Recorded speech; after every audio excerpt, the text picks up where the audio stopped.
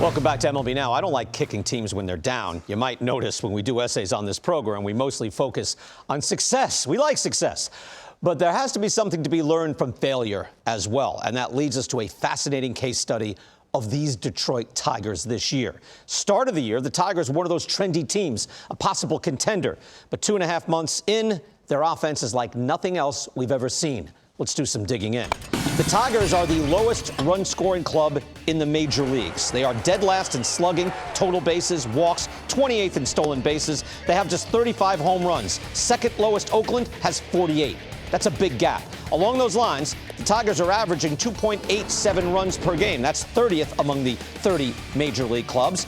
The club that's 29th, the A's, average around 3.2 runs per game. Pirates, 28th, nearly 3.5. So the Tigers aren't just last.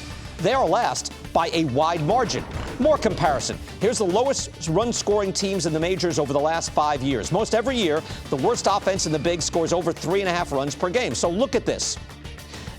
All are about 3.6, mostly, the last couple of years. Right now, these Tigers are at 2.8. This is a historic low.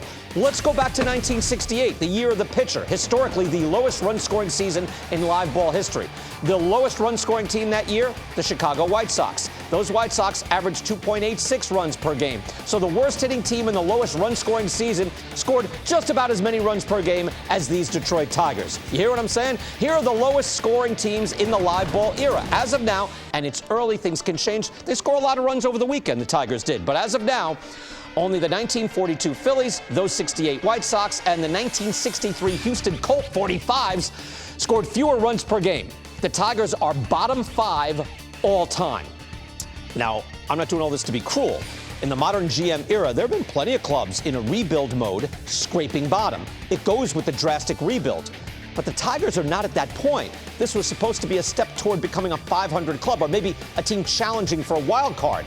What's so surprising is the number of players having terrible subpar seasons. The Tigers have 2 players hitting above league average. The Mets and Twins both lead the league with 8 apiece. Even the last place clubs like the Rockies, Nats, Orioles, they've got 4 guys over league average. And when I say there's a number of hitters slumping, I'm not nitpicking that there's a lot of players that are just below league average, OPS plus at like 99 or 98. They have players historically lower than you'll ever see. Keep in mind, 100 is league average for OPS plus. So right now, you have Harold Castro and Miguel Cabrera just above 100. Austin Meadows is currently injured. He's just below 99, right? Just on the cusp of league average. You rarely see a major league hitter 60 or below in OPS plus. The Tigers have 3. And they've got Javi Baez at 62. They have 7 below 80. They have 4 below 65. I've never seen this. That includes a blue-chip prospect like Spencer Torkelson, big money free agent like Javi Baez, catcher Tucker Barnhart, not known for his hitting, but he's hitting at a career low, and a bunch of hitters with track records. Jeimer Candelario, Robbie Grossman, Jonathan Scope, even Akil Baddoo didn't hit, was hurt, and was sent down. In fact, that's what makes this so puzzling.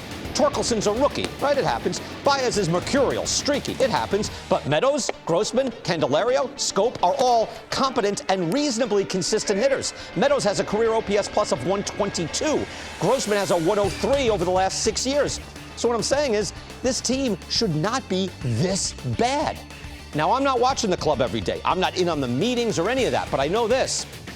This is now a game of comprehensive game planning. It's done at a club level.